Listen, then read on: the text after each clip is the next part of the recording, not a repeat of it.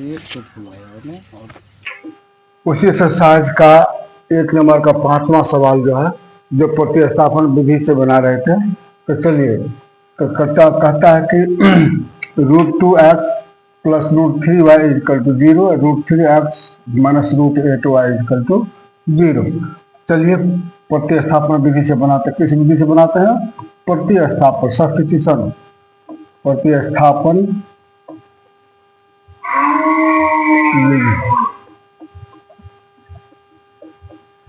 प्रतिस्थापन विधि से। ठीक है, तो चलिए इसको समीकरण 1 मान लिए, इसको समीकरण 2 मान लेते हैं। ठीक है, तो चलिए √2x plus √3y equal to 0।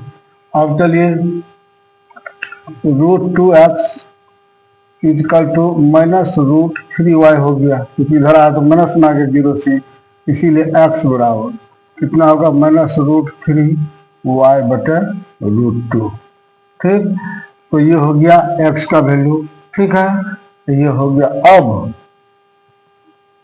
अब x का मान समीकरण 1 में रखने पर अब जो है ये x का मान √1 में रखते हैं, सॉरी √1 में नहीं, 2 में रखने पर। ठीक है, 1 का तो वैल्यू है। चलिए √3x minus √8y equal to 0। तो √3 x का वैल्यू कितना है देख लीजिए, माइनस √3y अब बटे √2। ठीक, अब माइनस √8y इक्वल टू 0। चलिए तो इसमें अब क्या कर देते हैं, √3 कट गया तो क्या होगा? माइनस 3y, √3 रूट उड़ गया तो -3 हो गया, और y अब बटे √2। ठीक, अब माइनस ये कितना हो जाएगा? तो अब जो √2 जो है इसका परिमेयकरण कर देते हैं। क्या करते हैं? परिमेयकरण। तो √2 अब बटे √2, परिमेयकरण का मतलब नीचे से रूट हटाना। ठीक है, इसको हम ऐसे कर देते हैं। अब माइनस इसको जो है √8 को हम लिख सकते हैं 2 इंटू 2 इंटू 2y। ठीक, इक्वल टू 0। क्यों माने? तो 8 को गुणनखंड के 2 दूना 4, 4 दूनी 8, इसके बाद इतना लिख सकते हैं। तो चलिए रूट कितना हुआ? 3 माइनस 3 √2y -3 √2y बटे 2 हो गया। अब माइनस इसका जो रूट निकालेंगे तो कितना? एक तो 2 ठो तो 2 निकल जाएगा, 2 ठो में 1 ठो निकल जाएगा, √2y इक्वल टू 0 हो गया। ठीक है, अब दोनों का एलसीएम निकालते हैं तो क्या हो जाएगा? इस दोनों का एलसीएम निकाल, इसके नीचे कुछ नहीं तो 1 है, तो दोनों का एलसीएम हो जाएगा 2। 2 तो -3 √2y, और यहाँ पर फिर है माइनस इतना होगा तो 2 से गुना होगा तो 2 गुना 4, 4 √2y है ना, इक्वल टू 0। अब चलिए 4 ठो √2y में 3 तो माइनस माइनस प्लस हो तो -7 हो गया, -7 √2y इक्वल टू 0 गुना 2 तो 0 ही होगा। तो कितना हो जाएगा?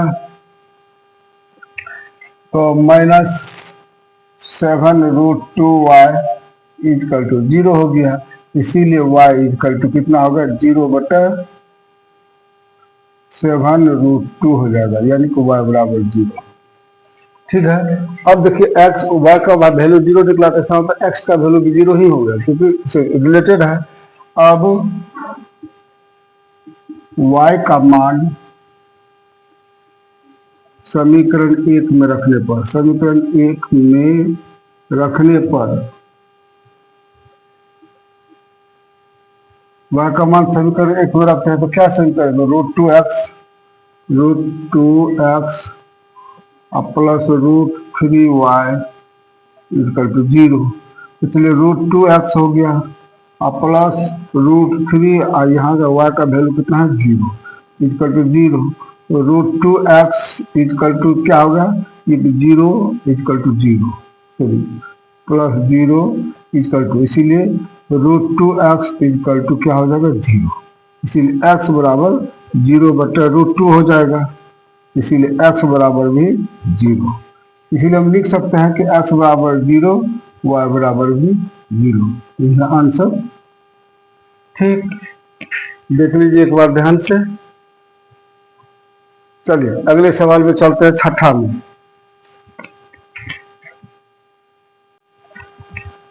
चलिए छठा नंबर में, अब छठा नंबर में क्या है देख लेते हैं। छठा नंबर में 3x/2 - 5y/3 equal to -2, x/3 y/2 equal to 3/6। तो सबसे पहले चलिए इसको समीकरण में लेंगे, इसको पहले सॉल्व करते हैं।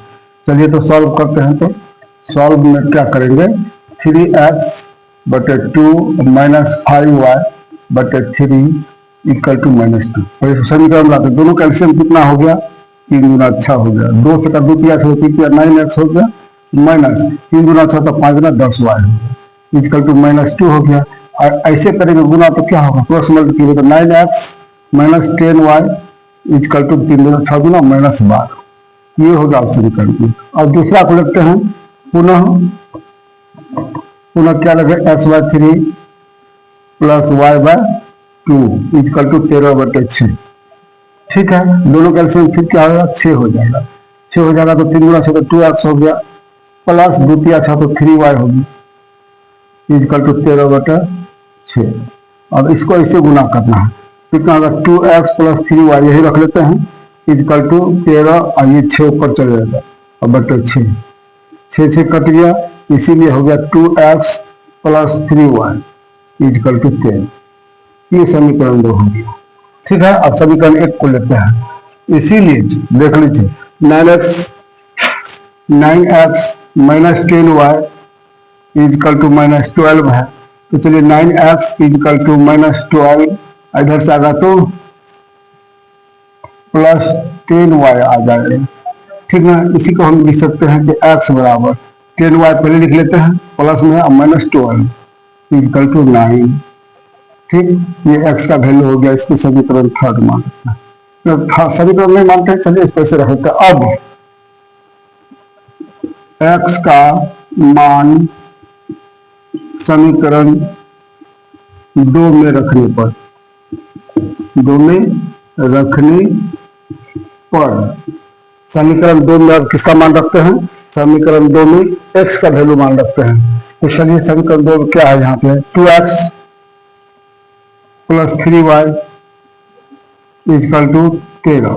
तो 2x की जगह में क्या है, यहाँ देख लीजिए 10y - 12 और बटे 9 और प्लस 3y इक्वल टू 13। ठीक है, तो चलिए 10 गुना 20y माइनस 12 गुना 24 और बटे 9 और प्लस 3y इक्वल टू 13। अब दोनों का एलसीएम ले लेते हैं, 20y माइनस 24, दोनों का एलसीएम हो गया 9, 9 × 27y,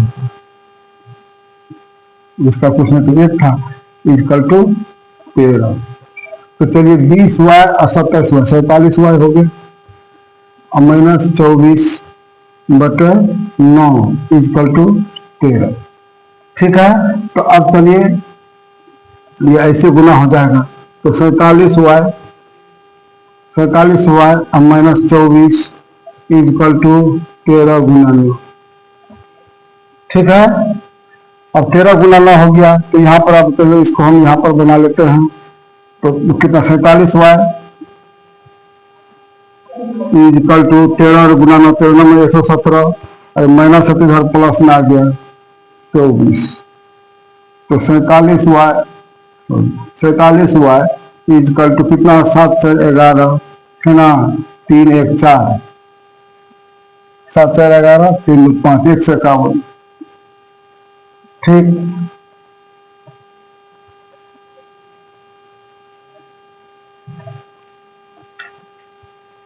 तो y बराबर कितना हो गया, 151 बटे 47, तो 47 किया